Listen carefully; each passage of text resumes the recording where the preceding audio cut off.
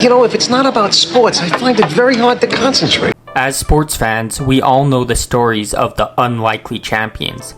Leicester City in 2016, Villanova basketball in 1985, and the New York Mets in 1969, just to name a few. But not many compare to the run BYU football had in 1984. To start the season unranked and to end it as national champions in an era with no playoffs and no national championship game is something that is truly remarkable. In order to explain how and why that 1984 season was so magical for BYU, we need to first talk about the previous season. They were led by future Pro Hall of Famer Steve Young at quarterback, and BYU entered the season with a lot of reason for optimism. Young, who is actually the great-great-great-grandson of the founder of the university, Brigham Young, wound up finishing second in the Heisman voting to Nebraska running back Mike Rozier. Young also won the Davey O'Brien Award, given to the nation's top passer. Despite starting off with a road loss to Baylor, the Cougars finished the 1983 campaign with 11 straight wins, including a perfect record in WAC play. They would go on to finish the season with a Holiday Bowl victory over Missouri. Young actually caught the game-winning pass in the Holiday Bowl on the Philly Special. Of course, back then it wasn't actually called the Philly Special, but still, it showed that Young possessed a lot more athleticism than just running and throwing, proving he could also catch. In 1984, Steve Young would leave to go play in the USFL, a new spring league that was only in its second season. Backup Robbie Bosco was named the starter for the 1984 season. Bosco was a promising recruit out of Roseville, California, and was getting interest from several programs. In the late 70s and early 80s, Bosco was a high school kid watching the likes of Mark Wilson and Jim McMahon put BYU on the map, and he knew he wanted to be a part of that. Bosco said, quote, "Wilson was one of the reasons why BYU was so good, and I wanted to be a part of that. During my senior year, McMahon was throwing for 500 yards and 4 to 5 touchdowns a game and setting 80 NCAA records, and I'm like, I've got to get there. I've got to get there," unquote. There was just one issue with that. The number 1 rated quarterback in the state of California, Sean Salisbury, had already received an offer from BYU. Bosco said that at the time, if Salisbury chose BYU, he would choose Cal. Salisbury, though, chose USC instead. Bosco got the news of Salisbury's decision during his PE class, and by that afternoon was putting ink to paper to sign his letter of intent to play for the Cougars. Future Super Bowl winning head coach Mike Holmgren was his mentor, as Holmgren was on BYU's coaching staff as the quarterbacks coach at that time. Under his guidance, Bosco would amass over 8,400 passing yards and 66 touchdowns in his time at BYU. But in the summer of 1984, he was just a young kid that had spent 3 seasons on the bench and was about to be handed the reins to a powerhouse BYU team that was on the rise. Both fans and the media were unsure of this Bosco kid. He had little to no playing experience in games at the collegiate level, and the fan base had been spoiled by getting to witness legendary quarterback after legendary quarterback, so the expectations were set pretty high. The media called BYU the quarterback factory, the brainchild of Coach Lavelle Edwards, who had taken over as head coach in 1972, in an era where most teams based their offense around the run. But Lavelle popularized the air raid attack, and with that air raid attack came some of the best quarterbacks to ever play in the college ranks, and a few Hall of Famers too. As the broader college football world became familiar with the quarterback factory that year, they came to know and love the genius coach behind it. Lavelle came off as likable and humble, a guy who stayed in his own lane and didn't really comment on anything that didn't have to do with BYU football. The national media began flocking to Provo, and Lavelle compared the media's discovery of BYU to someone who discovered Willie Nelson after he had already been singing for 20 years. And in the same way Willie Nelson changed country music, Lavelle changed college football. BYU was far from a powerhouse before Edwards' arrival. From 1933 until 1971, they had only won more than 6 games in a season one time. Before Edwards took over as head coach, they had never even been ranked in football once. In those days, college football was based off the run. Passing was an afterthought. Wishbones and I formations ruled the landscape. But Edwards wanted to think outside the box. Upon his promotion from defensive coordinator to head coach in 1972, he implemented an air raid attack to great success. He wrote in the American Football Coaches Association Bible, quote, "My concern was not whether I'd be fired, but when. I figured I probably wasn't going to make it anyway. I might as well try something radically different. I decided to throw the football, not just the normal 10 to 15 times a game, but 35 to 45 times per game. on any down from our own end zone to the opponent's end zone," unquote. One of the first big names in Edwards' quarterback factory was Gifford Milson, who passed for 3,192 yards in 1976. Future NFL star Mark Wilson followed, throwing for 3,720 yards in 1979. Jim McMahon would top that in 1980, throwing for 4,571 yards and 47 touchdowns. Steve Young came next, and with each new legend at quarterback, BYU only continued to get better, establishing themselves as the best mid-major program in the nation. Between 1979 and 1981, BYU went 34-4 and finished in the top 15 in each of those seasons. Under Lavelle Edwards, they were quickly becoming a force to be reckoned with. Our Goodyear blimp, we can see the beautiful Pitt Stadium, 40,000, 73 degrees, winds only about 5 to 10 miles an hour, and should not be much of a factor in the ball game. We're hoping the rain doesn't come. There's a little bit of an overcast here at Pittsburgh right now and a chance of showers. There's Lavelle Edwards, 12 seasons, won 105 ball games. BYU traveled to Pittsburgh, Pennsylvania to start the 1984 season. BYU was unranked, playing a Pitt team that was ranked number 3 and expected to be in the mix for a national title. Despite coming into the matchup with an 11-game winning streak, Edwards' squad was a massive underdog. The game aired on a new network called ESPN, who chose this game for their first ever live college football regular season broadcast. Both offenses struggled in the first quarter and it ended 0-0, but BYU would strike first in the second as kicker Lee Johnson converted a 37-yard field goal to give the Cougars a 3-0 lead over the Panthers. But the third quarter wasn't as good for BYU, and in particular Robbie Bosco, who might have been having jitters that he just needed to get out of his system. Bosco threw 2 interceptions in the third quarter, and one of them was returned 78 yards for a touchdown, while the other was used as momentum by the Pitt offense to go down the field and score a touchdown as well. With Pitt leading 14-3, BYU would score a touchdown on a 12-yard run by fullback Wake Hamule. They went for a 2-point conversion, but it failed. However, they would add another field goal in the fourth quarter to cut Pitt's lead to 14-12. With 1 minute and 40 seconds left in the game and BYU in possession of the ball, Bosco threw a perfect pass to Adam Haysbert, who got open down the middle. Bosco hit Haysbert perfectly between the numbers, and Pitt's cornerback could only manage to get a few fingers on him as Haysbert ran it in for the score. Normally, Haysbert was used as a decoy on this particular play for fellow receiver Glenn Kozlowski. But when Bosco saw him get behind his man, he made the smart read to throw to him. Haysbert, although not a star, was related to one, a star in Hollywood. His brother Dennis starred in the 1989 classic Major League as a Cuban baseball star named Pedro Cerrone. The elder Haysbert would also go on to be recognizable for a series of Allstate commercials which he participated in, and to my knowledge still does participate in. But let's get back to the reason why you clicked on this video, BYU football. On the 2-point conversion, Bosco ran it in from 2 yards out and BYU led 20-14. Pitt had just under 2 minutes to work with, but on 4th down at BYU's 30-yard line, Pitt's quarterback was sacked, sealing BYU's upset win. The win would launch them to number 13 in the AP poll. In the second game of the year, BYU faced a similar foe, Baylor, who had handed them their only loss the previous season. And it's probably because of this fact that BYU would go on to stomp the Bears, winning 47-13, scoring 3 touchdowns in the first quarter alone. Bosco finished with 363 yards passing and 6 touchdowns. BYU's defense was equally as dominant. BYU only allowed 90 total yards rushing and picked off 4 passes. Baylor's coach Grant Teef said that BYU was a tougher opponent than number 11 ranked Oklahoma, whom Baylor nearly beat. Teef would go on to say that when his team visited Provo, they were getting so completely outplayed that they couldn't wait for the game to end so that they could just get the heck out of there.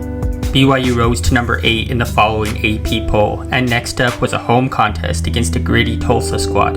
Tulsa was an FCS team in those days, at the time known as Division I AA. The Golden Hurricane finished the previous season at 8-3 with a perfect 5-0 record in Missouri Valley Conference play. They didn't qualify for the FCS playoffs, but won the Missouri Valley Conference Championship and had an excellent coach in John Cooper, who you'll be familiar with if you have watched my Rivals video, as he would go on to coach Ohio State to several Big Ten titles. On the same day that BYU and Tulsa met in Provo, a BYU student named Charlene Wells won the Miss America pageant. Winning was also something the Cougars football team did that day, defeating the inferior Golden Hurricane by a score of 38-15. Bosco finished with 314 yards passing, and by this point, he was starting to enter the Heisman conversation as a potential dark horse candidate. Of course, BYU's weak schedule was called into question. Victories over an average at best Baylor team and a 1AA opponent in Tulsa were not exactly something to brag about. But at least they could brag about that win over third-ranked Pitt, right? Well, as it turns out, not exactly. Pitt dropped to number 17 after that loss to BYU, and dropped out of the rankings altogether the following week after losing to number 15 Oklahoma. And a loss in their third game to Temple caused the Panthers to drop to 0-3. Actually, they wound up starting 0-4 and finished 3-7-1. Their only halfway decent win was against rival Penn State, but even then, it wasn't too impressive because Penn State was kind of average that season. So critics wagged their finger and said Bosco's Heisman resume should be thrown out, as all of his competition was mediocre. But even though those claims may have had some merit to some degree, it doesn't dismiss what Bosco was doing. I cannot stress this enough. Those kind of passing numbers were not a thing back then. If a quarterback topped 200 yards, it was considered a good day. But Bosco was passing for nearly 400 yards per game and decimating defenses. His Heisman resume definitely had real legitimacy, and anyone who says different just doesn't know ball. The powers that be wanted college football to remain an exclusive club where only the top few programs succeeded, but fate had other things in store for that season. Now ranked number 6, with a 3-0 record and a 14-game winning streak, BYU traveled to Aloha Stadium to face the Rainbow Warriors of Hawaii. BYU's normally high-flying offense struggled, with Hawaii's defensive line harassing Bosco all night. He was sacked 6 times and threw an interception and lost a fumble. BYU held a 12-10 lead in the fourth quarter, but Hawaii drove down the field to the BYU 2-yard line. On 3rd and inches, BYU defensive back Kyle Morrell launched over Hawaii's center and corralled Hawaii quarterback Raphael Cherry while Morrell was upside down. This forced Hawaii to settle for a field goal, giving them a 13-12 lead. Bosco then led a drive that ended with a touchdown pass to receiver Glenn Kozlowski on 3rd and 21, and the Cougars held an 18-13 lead, which is how the game would end. BYU improved to 4-0 and were starting to look like one of the best teams in the country. Next, BYU faced Colorado State. The Cougars were coming fresh off a bye week, and despite dropping to number 7, were still heavily favored against the Rams. BYU would go on to put up 616 yards of total offense in Fort Collins, including 246 passing yards and 2 touchdown passes from Bosco. The final score ended up being 52-9 for BYU. BYU entered the next game against Wyoming ranked number 5, with a 16-game winning streak on the line. Wyoming held a 3-3 record. The Pokes were always somewhat of a rivalry, a game that wasn't going to be easy. BYU jumped out to an early 21-7 lead, getting 3 quick scores from a pair of Bosco touchdown passes and a touchdown run by halfback Kelly Smith. But Wyoming came storming back. Cowboys quarterback Scott Runyon scampered 37 yards for a touchdown. Oliver Davis of Wyoming then returned a Cougar punt to the house, but Wyoming would miss the extra point, and so BYU still held a narrow 21-20 lead heading into the locker room at halftime. The Cowboys would seize their first lead of the game in the third quarter off a 14-yard touchdown run, but the 2-point conversion would fail, making it 26-21 in favor of the Cowboys. The teams continued to trade scores like 2 heavyweight fighters exchanging blows. Heading into the fourth quarter, Wyoming led the number 5 ranked team in the nation by a score of 38-33, but Bosco found tight end David Mills in the end zone, and after successfully converting a 2-point conversion, BYU led Wyoming 41-38, which would end up being the final score. Following the game, Wyoming coach Al Kincaid said, quote, "There's the Big 10, the Big 8, and the Big 1, BYU," unquote. BYU dropped to number 7 in the next poll due to barely beating Wyoming. They next traveled to Colorado Springs to face the Air Force Academy, a team that was 5-2 at that point and had beaten Notre Dame on the road. The game was in late October, and snow swirled as the temperature hovered around the low 30s. Air Force opened the game strong, driving 72 yards to take a 7-0 lead, but BYU answered with a touchdown drive of their own, capped off by a pass from Bosco to wide receiver Mark Bellini. Air Force sacked Bosco in the end zone for a safety to take a 9-7 lead, but Bosco hit Kozlowski for a 22-yard touchdown to take a 14-9 lead into halftime. With the Cougars leading 27-19 late in the game, Air Force quarterback Bart Weiss snuck into the end zone on a 2-yard run, but the 2-point conversion failed. BYU kicker Lee Johnson tacked on a field goal to make it 30-25, and that would end up being the final score. BYU survived another close one against a very good Air Force team. At one point during the game, when the ABC crew cut away from the BYU and Air Force game to show highlights of Boston College's game against Virginia Tech, announcer Jim Lampley referred to BC quarterback Doug Flutie as, quote, "the Robbie Bosco of the East," unquote. Flutie wound up winning the Heisman that season, while Bosco finished third. Next, the Cougars faced New Mexico on the road. The Lobos were picked to finish ahead of BYU in the WAC by Sports Illustrated, and at first that prediction seemed accurate. New Mexico started the 1984 season 4-0, but coming into this mid-season contest with BYU, they were on a 3-game losing streak. And that streak would continue as the Cougars thrashed the Lobos. Bosco tossed 3 touchdown passes, and halfback Lake Hemule rushed for 141 yards and 2 touchdowns. BYU's defense also dominated, forcing 7 turnovers and allowing no points. On that Thursday night in Albuquerque, BYU won 48-0 and improved to 8-0 on the season and extended their win streak to 19. New Mexico, on the other hand, was on the opposite trajectory, as they would not win again that season. BYU next faced UTEP, who was a mainstay in the cellar of the WAC. The Miners were among the worst FBS teams in every single statistical category, and they consistently got blown out by BYU almost every single season. And that wouldn't change during that early November matchup in 1984, as BYU routed them 42-9. UTEP wouldn't even score until the fourth quarter, meaning the BYU defense had gone 7 straight quarters without allowing a single point. BYU's offense was equally as good. Receiver Adam Haysbert caught 2 touchdown passes, and Bosco passed for 4 touchdowns total. Running back Kelly Smith tore apart the Miners' defense with 106 yards rushing and a touchdown. BYU rose to number 4 the following week and next hosted San Diego State, who were coached that season by former BYU offensive coordinator Doug Scoville. Scoville had mentored greats such as Gifford Nilsson, Mark Wilson, and Steve Young, and had been the architect of BYU's air raid offense that would go on to reshape college football. Scoville would lead BYU to join the coaching staff of the Chicago Bears, but returned to Provo in 1979 to resume his offensive coordinator duties. He remained at BYU until 1980, when he was offered the head coaching position at San Diego State. He led SDSU to winning records in 1981 and 1982, but finished 2-9-1 in 1983. Heading into that 1984 matchup with his former team, the Aztecs were struggling at 3-5-1. However, they had kept it close against number 4 UCLA and number 12 Oklahoma State, losing by only 3 points to both. However, against 4th-ranked BYU, it was clear they were outmatched. BYU's defense harassed Aztec quarterback Todd Santos all day, sacking him twice and intercepting him 3 times. BYU's defense was so good that the most yards they gave up on a single play was only 13. Bosco threw for 324 yards and 2 touchdowns, and BYU won 34-3 to improve to 10-0. The Cougars rose to number 3 in the next poll, and next up was their hated in-state rivals, the University of Utah. It was a road game played in Salt Lake City. The Utes were having a decent season, holding a 6-4-1 record. But when it comes to rivalries, you can throw out records, stats, odds, and anything else, because really anything can happen. The annual Holy War contest was never a given. As BYU ran onto the field, Utes fans pelted them with fruit. Yeah, Utes fans have always been classless, haven't they? Worse than any other fan base, that's for sure. Cosmo the Cougar had a little fun of his own, dragging a dummy with a red U on its chest and then proceeded to stomp the crap out of it. BYU would struggle that day in Salt Lake, with Bosco throwing 3 picks and the Cougars committing 5 total turnovers. But despite that, Bosco would have a few highlights, notably finding Haysbert from 11 yards out to tie the game at 7-7. BYU led 10-7 at halftime, and extended their lead in the second half when Bosco threw into triple coverage in the end zone and somehow managed to connect with Kozlowski. Utah would cut the lead to 17-14, but Bosco threw his 3rd touchdown of the game to Kelly Smith to give BYU a 24-14 lead, which would be the final score. It was far from pretty, but the good news was both teams ranked ahead of BYU, Nebraska and South Carolina, lost.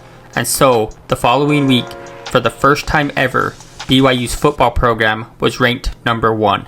But BYU still had 1 game left on their regular season schedule, and that was their other in-state rival, the Aggies of Utah State.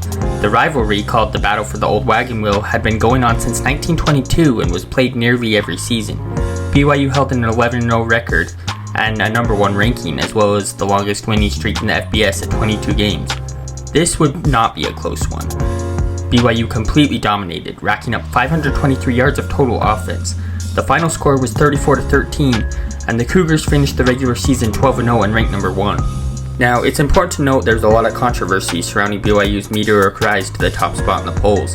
Barry Switzer, coach of the Oklahoma Sooners, felt like his team deserved the number 1 spot instead. Led by star linebacker Brian Bosworth, the Sooners held a 9-1-1 record. and had defeated number 1 Nebraska and number 3 Oklahoma State. They had also defeated the same Pittsburgh squad that BYU had, except they had beaten them by a lot more, winning 42-10. Switzer criticized BYU's weak schedule, and in response, a sewage lagoon in Midvale, Utah was named after him. Bryant Gumbel of NBC Sports also criticized BYU's schedule, saying, quote, "How can you rank BYU number 1? Who did they play? Bo Diddley Tech?" Unquote. Even though these criticisms may have been somewhat justified, BYU was the only remaining undefeated team in the nation, and to rank a one-loss team ahead of an undefeated one just seems illogical. The fact is, BYU had 8 games on their schedule that they could not change, those being against WAC opponents. They had some choice in the other 4, but the big-name programs didn't really want to schedule BYU due to the mistaken belief that BYU was not an opponent that would look good on a resume. Maybe Gumbel and Switzer didn't really watch much football, but BYU had defeated a top 3 opponent on the road. It wasn't their fault that the top 3 team they beat wound up sucking for the rest of the season. Whatever your opinion is, it is delusional to say BYU wasn't among the best college football teams in 1984.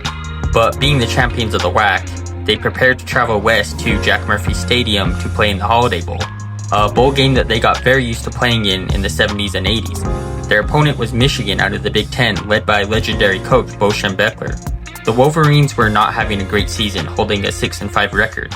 But as BYU prepared for that late December contest, they knew this opportunity might not come around again. This was a chance to do something special, become the first team from out west that wasn't in the Pac-10 to win the national championship. History was theirs for the taking. Live at sold-out Jack Murphy Stadium from a view from the Goodyear Blimp Columbia, based in Carson, California, with pilot Nick Nicolari from El Toro, California, and our cameraman Don Pearsall. We welcome you to the first day of... Michigan actually had a great start to the 1984 season. They opened with a win at home versus the number 1 team in the country, the Miami Hurricanes. They started 3-1 and got as high as number 3 in the AP poll, but in the 5th game of the season, starting quarterback Jim Harbaugh suffered a broken arm that would end his season. From there, the Wolverines' season took a nosedive as they finished 6-5 and 7th in the Big Ten standings. Backup quarterback Russ Reen struggled, and so Michigan went with their 3rd stringer Chris Zurbrugg. Despite the Wolverines' struggles in 1984, they were still a decent team for the most part. Running back Jamie Morris would end up playing a few years in the NFL, and linebacker Rod Lyles had 3 interceptions against the top-ranked Hurricanes, which were led by future NFL star Bernie Kosar. Of course, BYU boasted the most potent offense in college football, and a defense that, when they played their best, were arguably the best in the nation. The issue was, the defense wasn't always playing their best. BYU used to live by the motto of just outscore the opponent rather than try and stop them. The game started slow for both offenses. The first quarter ended where it started, with the score deadlocked at 0-0. But Kelly Smith put BYU on top with a 4-yard touchdown run, and Michigan answered with a 5-yard touchdown run of their own. BYU kicked a field goal, and the Cougars headed into the locker room at halftime with a 10-7 lead. Bosco was injured in the 3rd quarter after a late Michigan hit, which resulted in a roughing the passer penalty, and the Cougars' backup quarterback, Blaine Fowler, entered the game. Fowler grew up in Elmira, New York, and attended Elmira Free Academy, now known as Ernie Davis Academy. In high school, he played football, basketball, and ran track, lettering in all 3. He won the Ernie Davis Award, which is given annually to the top high school football player in Elmira. He would be recruited by BYU and ended up playing in a few games in 1983. Fowler later recalled watching that 1984 Holiday Bowl from the sidelines and thinking to himself that Michigan was getting away with lots of cheap shots on Robbie Bosco. He said, quote, "I thought they were getting nasty with their defensive front and should have gotten more penalties. I remember looking at each other and in silence, wondering how they were getting away with it. Bosco was getting smacked around," unquote. When Bosco went down and didn't get up, Mike Holmgren grabbed Fowler and assured him that he was a great player and that he would do great. Then he patted Fowler on the shoulder pads and sent him out onto the field to play in the biggest game of his life. Upon Fowler reaching the huddle, Kozlowski said to him, "We got you, man." The first 3 calls were pass plays. The coaches were sending a message to Fowler that they believed in him, and so did the entire team. Fowler would complete a clutch pass on 3rd down to keep the drive going, and then threw another first down pass right after. Kozlowski came up to him and said, quote, "Hey, we're rolling," unquote. Bosco would end up finishing the game, but in his absence, Fowler went 5 for 7 for 28 yards, respectable for the short amount of time he was out there. In one memorable moment, he pulled a Houdini and managed to escape Michigan's pass rush that nearly sacked him and threw a first down to Kelly Smith. Michigan wound up taking a 14-10 lead and adding a field goal in the fourth quarter to make it 17-10, but Bosco led an 80-yard drive culminating in a touchdown pass to Glenn Kozlowski, and after a successful PAT, the score was tied at 17-17. After the two teams had several unfruitful possessions, BYU ended up with the ball on their own 17-yard line with 4:36 left in the game. Bosco led a methodical drive down the field, which ended with a 13-yard touchdown pass to Kelly Smith, and the Cougars led 24-17. Michigan tried to engineer a 2-minute drive of their own, but Marv Allen intercepted Michigan quarterback Chris Zurbrugg to seal BYU's victory. Earlier in the day, Oklahoma coach Barry Switzer finally conceded and said that he believed BYU deserved to win the national championship if they beat Michigan. His team would go on to lose to Washington in the Orange Bowl. Bo Schembechler said he didn't know if BYU deserved the national championship, although the poor bastard was probably just butthurt his team lost. I don't want to say sore loser, but you know. BYU would have to wait 13 days, but in the end, they were named national champions with a 13-0 record in Lavelle Edwards' 13th season as head coach. 13 may be unlucky to some, but it seems as if it was the magic number for the Cougars that season. So let's talk about why BYU does deserve that national title and why anyone who says different is delusional. Let's first ask the question, who would have deserved it more? The first team to talk about is Oklahoma. Barry Switzer's squad finished with a 9-1-1 regular season record, but went on to lose 28-17 to Washington in the Orange Bowl. Also, let's not forget that according to Baylor's coach, BYU was a tougher team for the Bears to play, so right away you can scratch off the Sooners from that list for both of those reasons. The second team to have some sort of argument would be Washington themselves. The Huskies finished with an 11-1 record, with their only loss being to number 14 USC. They ended up being ranked number 2 in the final rankings. Now, I'm going to tell you why they don't deserve it. First off, they barely beat the same Michigan team that BYU beat. They beat them by 9, BYU beat them by 7. Not that much different. Also, BYU beat Washington the next season when both teams returned essentially the same talent. So we can cross Washington off the list too.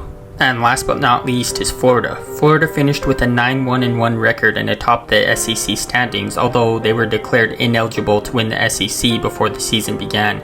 The Gators also did not appear in a bowl game due to NCAA sanctions, which to me should disqualify them from the national title because you can't say you're the best if you haven't even been bowl tested. The Holiday Bowl at the time wasn't very prestigious, but at least BYU played in it and won. Florida's only loss was to number 10 Miami. However, they did tie LSU, who won the SEC, so tying them is pretty good. Still though, it's safe to say that we can cross the Gators off the list too. Some may say Boston College or Nebraska deserve the national title, but they both finished with a record of 10-2. If you think a 2-loss team deserves it more than an undefeated team, you're insane. Listen, I know BYU had a weak schedule, but all they did was play the teams in front of them on their schedule, 8 of which they couldn't even change. They had no control over their conference schedule, and it's not like a more prestigious conference was interested in them at the time. The Pac-10 would express interest in them in the 90s, and eventually BYU did get accepted into the Big 12, where they still currently play, but at the time the WAC was all they had. They scheduled a top 5 team on the road to start the season with a brand new, untested quarterback. That deserves praise, especially when the big name programs were scheduling nobodies for easy wins. And BYU was probably the most balanced team too. They had a great offense and a great defense. Even special teams was awesome. I'm open to hearing what you have to say in the comments. If you disagree with me, tell me why. If you think I glaze BYU too much, that's understandable and you're probably not wrong either. But 1984 was magical. It was the year that an underdog rose up in college football and turned into the top dog. If you liked this video, leave a like. If you hated it, leave a dislike. But either way, comment for the algorithm. Peace out.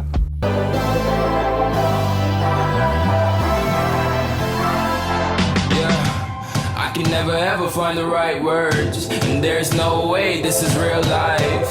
There's there's no telling you're the right girl. So I can only say that it feels right. It feels right.